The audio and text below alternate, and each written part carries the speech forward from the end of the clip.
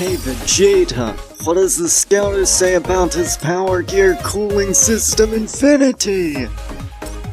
It's over 3,000 volts! Yes, I've been waiting to use that joke. Actually, no, I haven't. What am I saying? I don't know why it's taken me so long to make that joke, but anyway, this is the Mississippi King welcoming y'all back to the extra video of Let's Play Mega Man 11. And in this episode, I'm going to go over a few things that I didn't really show off. Not things that I missed, just things that I didn't really go over. Oh, and right there, we have the gallery. And the gallery basically lets you see information on various enemies and whatnot. It's pretty neat. It's how I got the information on the robot masters and bosses. That's how I know about that, but first up, we're actually going to be tackling the Dr. Light's trial. I've actually done it before, so we'll actually just be watching a replay of it. And if you've got a problem with that, well then screw you, I didn't ask for your opinion. And it's actually fairly challenging, I must admit. But I did manage to do it in 15 minutes, so yeah, I'll probably have to speed this up.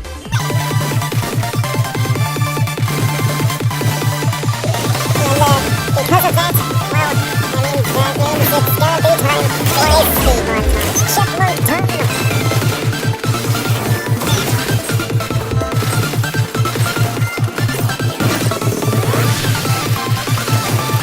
Well, with that said, that guy actually getting through the place right now. We're right here, the bouncy ball things. It's pretty difficult, so I recommend using the speed gear quite a bit. I mean, if you can get through this without using speed gear or power gear, up to you, well. And I figure since we're going through this, I may as well talk about a few things that I neglected to talk about. First up, what I mean by, like, the story, if it is a metaphor, or like Teiji Ofune's relationship with Capcom. Like, it seems that, like, they seem to be offering Teiji Ofune a reconciliation. And if that's true, if it is a metaphor for that, then, well, that's kind of cool. But figuring may as well also talk about the actual trial itself. On their 30 rooms, you need to get to all of their trials, and you need to get to or open up the portal. So the 10th one is gonna be a freeze on that. And it's not you again! I destroyed you in the main game! What do you want from me, you disgusting, annoying, monster? Stop this madness! Leave me alone! You've got anything better to do? Exactly, it's pretty easy. Just as easy as in the main game. So, yeah, you gotta push to it. But that's not all. And as I was trying to explain, this trial, I mean, like, when you kill enemies, they don't drop anything. So, yeah, you need to manage your weapon energy and your, what's it called? You need to manage your health very well. So, you can't just be reckless and take hits left and right. You also start off with only 0 lives. And with that, like, well, I mean 0 extra lives to be exact, but if you have 0, then that means that, well, 1 dead and you fail the challenge. But I did pick up an extra life earlier, and with that just gives me another chance to beat the challenge instead of failing the challenge. I'm instead just sent back to the start of the trial I spawn. So say for instance I die to these here Frostbird things. Well, what would happen is that I just get sent back to the beginning and have to kill them again. So you do want to pick up an extra life. I'm not much of a speedrunner, and there are people who have managed to pick up through the trial a lot quicker than I have. And this isn't really applying to playthrough. I've sort of seen it, and I've attempted it quite a bit. And this game is pretty fun, but I must say the extra modes are kind of lacking. If I'm being perfectly honest, the extra modes feel more like a distraction, nothing substantive, which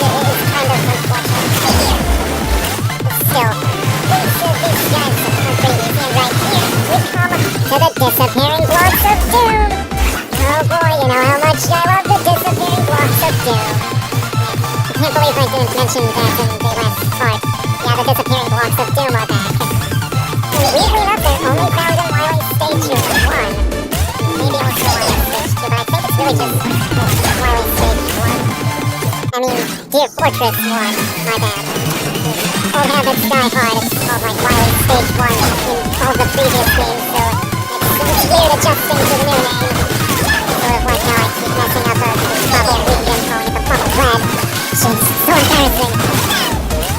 So, they're facing off against all of the bosses from the Dear Fortress with each at 10 levels. And with the 21st, with the 11th and 21st levels, you get any place to refill energy and weapon energy and whatnot.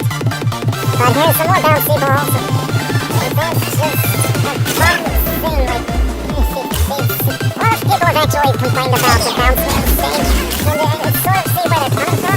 But it's just not for the people who hold that position. Like, I just don't think that it's as bad as people make it out to be. I mean, granted, it's sort of like one of them things where there's very little middle ground between me taking forever to have these plays at the bounce man stage and being able to, like, get through it very easily. And with that said, I think it's a fun stage. And if you know what you're doing, it's actually not much of a problem at all. Here I tried to use the double gear system, but yeah, I tried. It's not what I was trying to do on the RPG, trying to die here. Because, you know, you do want to get as far as you can with one life, and since I'm now 2/3 of the way through, and I managed to defeat, you saw the score, it was 30, I did manage to clear the trial.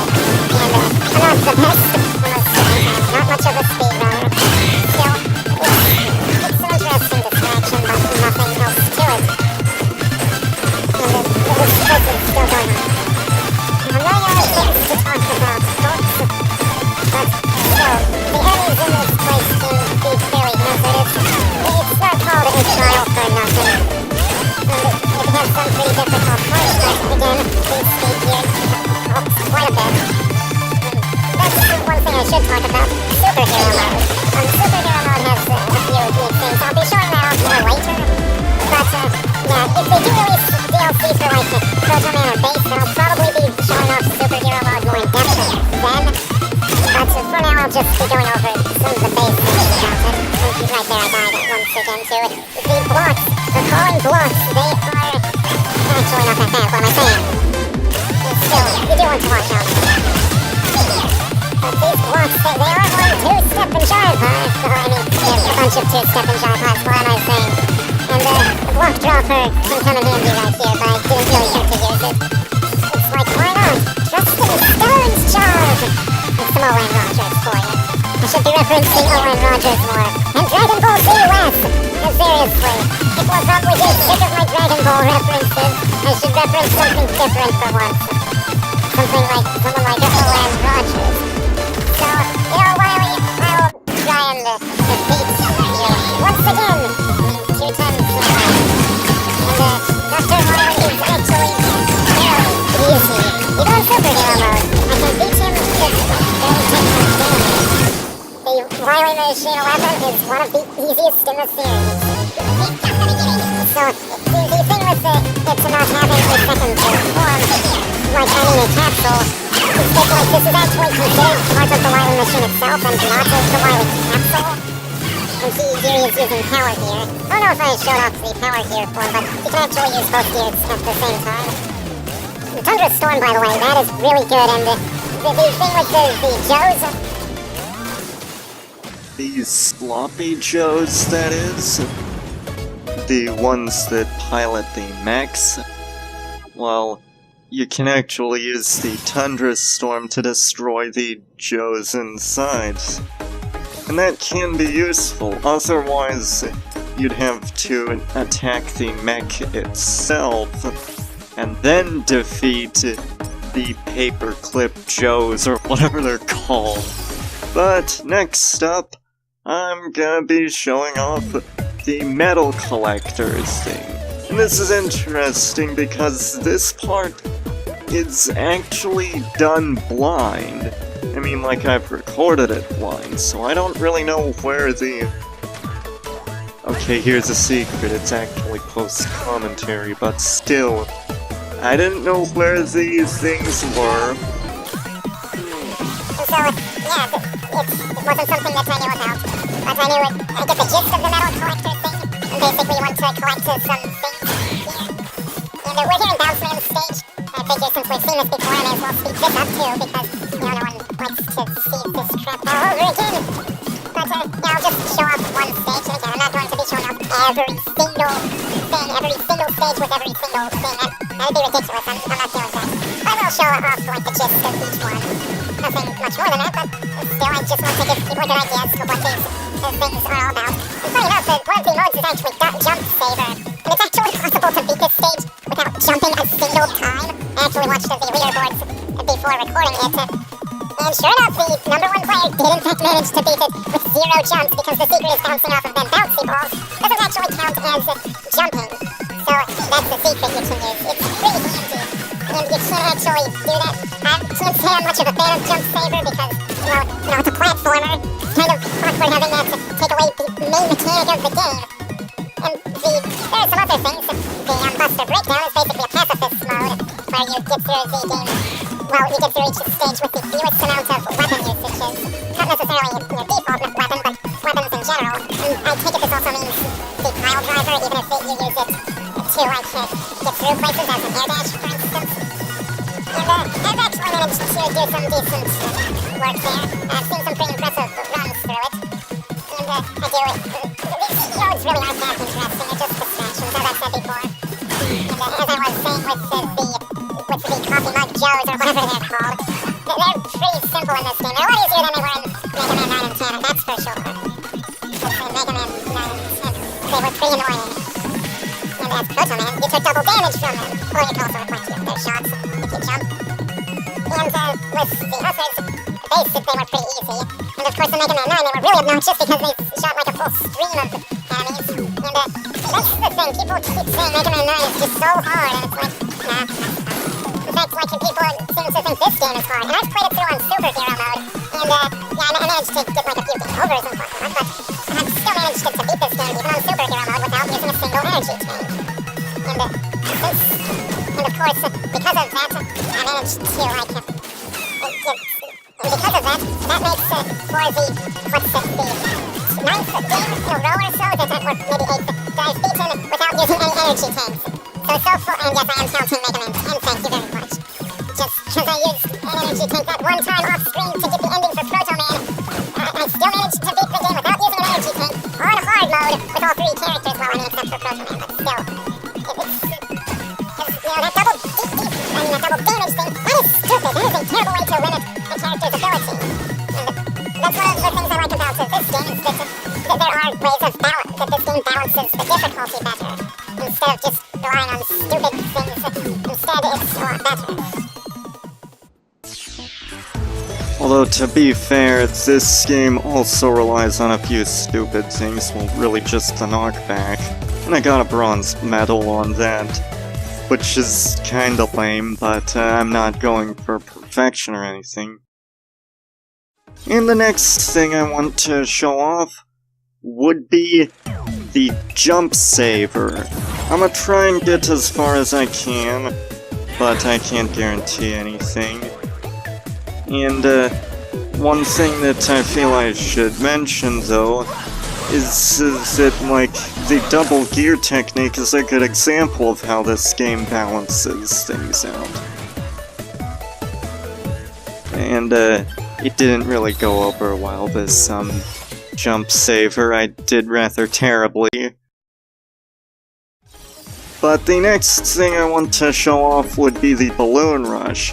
And as I was saying about the double gear technique, it's really good because, sure, it gives you access to a super move, but at the same time, if you can't use it in the time allotted, then you're down to shooting a single pellet shot at a time, and you can't use any of the double gears. So it's a risk versus reward scenario. And anyway, with the Balloon Rush, basically the red balloons that give you 10 seconds to your clock, and you need to get it done within a time limit. And with the double gear, and you would want to pop all of the blue balloons. So you need to watch out for the red ones. You can fire at them or whatever. But anyway, this is the Balloon Rush, and once again we're watching a replay because screw you, I completed this legitimately. And I think later on for some of these things I'll just set I'll set them to an epic song or whatever. Don't don't know if I've decided on that. Well, I haven't. Why am I saying I don't know if I've decided? I of all people should know that. But regardless, this place is pretty tricky. I tried it out a few times, and yeah, it took me a while to get it. I don't know if I even got a bronze medal. A bronze medal? Medal? I don't think they award such a thing. And I died right there. What I think I'm gonna do is I'll just speed this crap up, just like the others. Because yeah, this is gonna be a while. And yeah, that's one thing I should go over. This video will probably be more than 13 minutes, and I apologize for that. But still, I don't think I can help it, because, you know, I do want to give a decent overview of the extra content, and that may take a little while. Although I'll be trying to keep it as short as I can. I can't guarantee anything, but I'll at least try to keep it under 13 minutes, but I can't guarantee that. And if I do go over 13 minutes, well, then I apologize. At the very least, I think I'll manage to keep it under 14 minutes. So, yeah, we'll see at the end of the video. Because, yeah, I haven't really finalized the length for these because, you know, speed montages and whatnot, and then can throw off my calculations a bit and some footage that I'm editing out because, yeah, editing these here extra videos are a pain. Like, editing these extra videos is a pain, and I don't much care for it. Still, at least we're almost at the end, and you don't actually fight the boss for these. In fact, you don't face a boss in Jump Saver either. And I did rather terribly on the balloon rush. As I've said, I only got a bronze medal from it. But the next thing I want to show off would be the score attack. And I'll attempt it on Tundra Man's stage. And I figured I may as well pick out some sort of song for this stage so that we can sit it out. You know, basically, you kill enemies to get combos, and that builds up your score. And the higher your score, the greater your rank. So, hit it!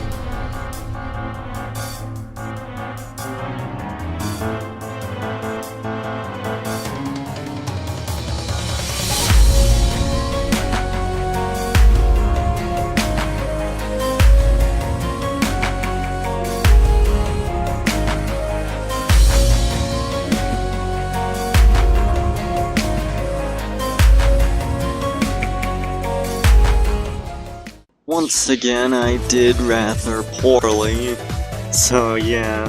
And the next thing that I want to show off would be the Buster Breakdown. As I've said before, it's basically a pacifist run.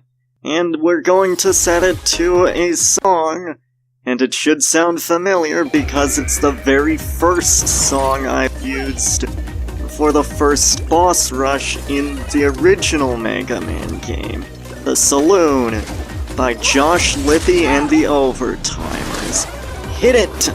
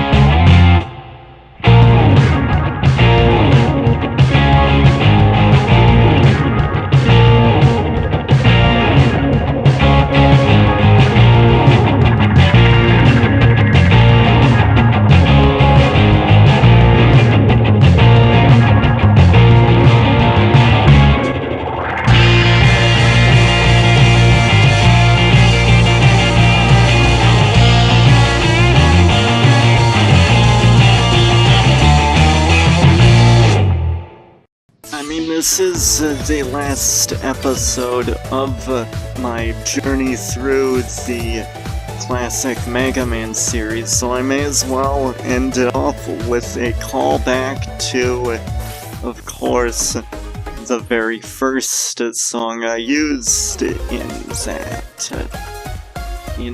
my LPs of Mega Man games.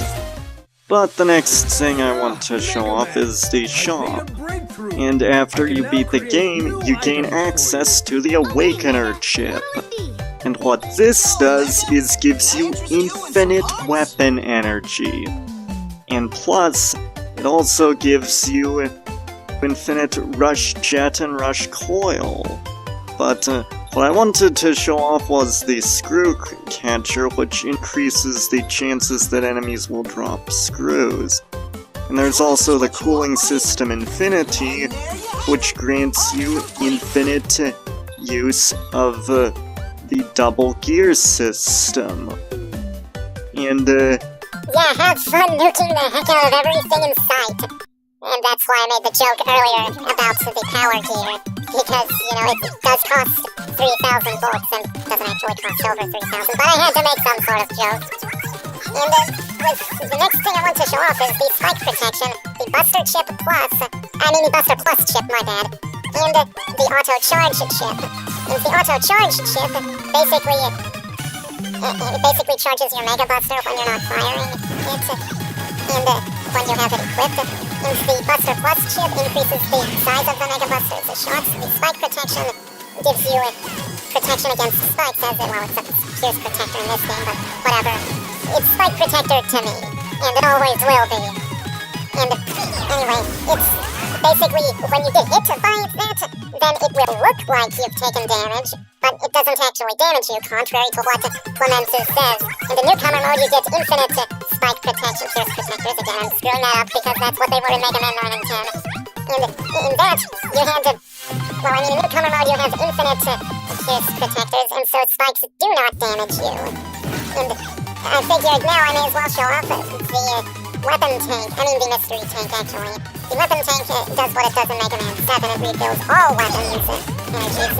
And I will also show off the beat thing, the beat call, and the Eddie call. So say you fall into a pit accidentally, well, he does the exact same thing that he's done in Mega Man 7, 9, and 10. He just comes and rescues you. And Eddie does the same thing that he does in Mega Man 9 and 10. I just figured I'd show off what it looks like. And the mystery tank, if you damage enemies, if you use it with full health and weapon energy, and there are enemies on screen, then it turns the enemies into items, well, specifically into one-ups. Just like it did in previous games when it showed up. Although in this game, they flat out say that that's what it does if you're full on weapon energies, that you can use it to turn enemies into extra lives. And like at that point, is that really a mystery tank at that point? It's like, that's not a mystery. It's called the mystery tank because those effects weren't known. It was a secret. Kind of makes it an obsolete title now. But I'll also show off the Tundra Storm in Torchman stage, which is why I picked it. So if you use it on the Wall of Fire, then you can actually freeze it. And when that happens, it won't damage you. And it will also stand still for a while. But if you're not careful, it will unfreeze eventually. And it will keep going. And I'll also show off some extra dialogue that Dr. Light says, including when you're playing it on a day when the reactor isn't running unusually well. And when you get to the final castle, well, when you're at Wily Castle. And the energy dispenser, that's the little thing that costs 1,000 volts. Basically, that serves as a way that you can access your double gear technique instantly, like at all times. However, you can't heal, like you can't actually heal from energy pellets. thus you can be in danger Okay, Mega, what'll it be? of, like, dying from it. And next thing I'll show off right here would be superhero mode. As you can see, Blastman takes quite a bit of practice, and he can use his power gear a lot quicker, a lot earlier in the fight. And he can also cause a lot more damage. All of the bosses cause more damage in superhero mode. And with regards to the Buster Plus chip and the auto-charged chip, I don't like either of them. I don't really know why I don't like the former, but the reason I don't like the latter is because it feels like someone's pressing the button for me, and I don't like control being taken from me like that. I don't know, it's really petty, I know. And, oh dear, the Yellow Devil, again. Are you ever going to leave me alone? This is practically harassment at this point. You keep just attacking me indiscriminately. What is wrong with you? But, I mean, basically in superhero modes, the Yellow Devil moves faster. And thus it can be pretty difficult.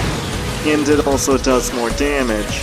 And while we're here at the Wily Castle, I may as well also show off something that I didn't really get to show off in the last episode.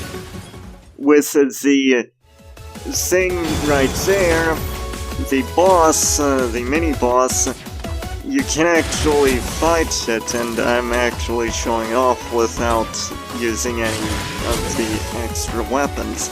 But another characteristic about superhero mode is that it lacks any and all pickups, with one exception. The Yashichi returns. And with the Yashichi, it restores all weapon energy and your life, and it even cools off your double gear system, so it's back. And it's a bit weird that it shows up only in superhero mode. But if you get it, it refills all of your weapon energy, and it even cools off your double gear system a bit. So as you can see, I went from having almost no life to having a full set of weapons and whatnot. So now we can actually face up against the boss. And it's also weird that they felt the need to include it, because it's not like you spent much weapon energy getting there. It's like you spent basically 0 weapon energy to get to that point, so why would you even need it? It's put in the weirdest spot, the most useless spot imaginable. Oh, and another exception to the no pickup rule in superhero mode would be that enemies do drop bolts, which means that you can actually end up getting more bolts in superhero mode than in others. It's really weird. And the screw catcher, by the way, you can only unlock on Saturdays, which is weird. But since I'm here, I may as well show off the fight against the Wily Machine in superhero mode. It's pretty easy, actually. I mean, look at this. I haven't even taken any damage, and he's almost dead. And, well, that's about it, but there is one more thing I feel I should show off. And that would be the Awakener chip and the cooling system Infinity. Because with that, your power level goes over 9,000! They cost 3,000 bolts each, so yeah, they're not on the cheap side. And that's one thing I feel I should have talked about earlier, is that the game does feature a currency system. However, the bolts are not scaled the way they are in Mega Man 9 and 10, or Mega Man 7 for that matter, because it's like, for every small bolt you get, that equates to 10. For every big one you get, that equates to 100. And 100 is the default price of E-tanks, so things are proportionately a lot cheaper in this game. And so here I am showing off the Awakener chip and the cooling system Infinity. As you can see, you can nuke practically everything in sight. It's ridiculous, and these are only available after you beat the game and if you save a completed file. This practically breaks the game, and it's understandable that they'd save it for completing the game. Still, even this isn't really that necessary because of the Energy Balancer Neo. With regards to schedules, I apologize for not having this uploaded on Sunday. That was something that I am very sorry for. The reason being is that there was just so much to cover, so much footage to record, and whatnot. So, of course, it's not that easy. And, of course, you also get infinite speed gear, and if you get the energy dispenser, then, well, have fun. You've broken the game. It wasn't easy enough for you already? Seriously. I don't think this game is really that hard. Oh, and with regards to items, you can actually unlock the power shield by taking a certain amount of damage. I think it's 200 points of damage, but I'm not sure. And you can unlock the spike protection by dying to spikes a certain number of times, which is weird because it's like, wouldn't you need it in the first place? And you can also unlock the speed gear booster by using the speed gear, I think 50 times, and the cooling system is unlocked after you use the double gear system 100 times total. You can also unlock the Buster Chip Plus by firing the Mega Buster a certain number of times as well. The Energy Catcher is unlocked by getting a certain number of game overs, and the Weapon Catcher is unlocked by using up all of your energy bars a certain number of times. Well, a certain number of energy bars. That's about it for the unlockables. But you can also buy an upgrade to the amount of beaten Eddie calls you can get. And the mystery chip just gives you a bonus of screws each time you beat a stage really quickly, so it's a good way to get a bunch of bolts. Oh, and also, you can unequip any of the enhancement parts, so you can also unequip the Awakener chip. But, well, that's about it. We're almost done. However, there is one more thing that I want to go over, and that would be the part y'all have been waiting for. Box art time. And this time it actually is a box art, because this game had a physical release. So, yeah, it is appropriate to call this box art time. Thank you very much. And this time, there's only one box art to speak of. The international box art, which is the same across all countries. The Japanese version just says Rockman 11, Gears of Destiny in Japanese text. That subtitle is in Japanese. But hey, for once, it's a really cool box art. I mean, this is awesome. It only took them like 11 games to get a truly astounding box art. But they did it. And well, it's pretty awesome, I must say. I like it. And This time the Americans get a good box art that isn't but ugly, although to be fair to Mega Man 9 and 10, that was kind of intentional, but still, it's nice to have a good box art like this. And, well, that's it, folks. This is it for Mega Man 11. We are done. Mega Man 11 is complete, and my journey through the classic numbered Mega Man series is over, once and for all. We did it, folks. So, see y'all next time as I welcome y'all back to a project that I haven't really decided on. But I'll probably focus on Ocarina of Time and Final Fantasy VI. But anyway, I digress. This has been too long. See y'all next time.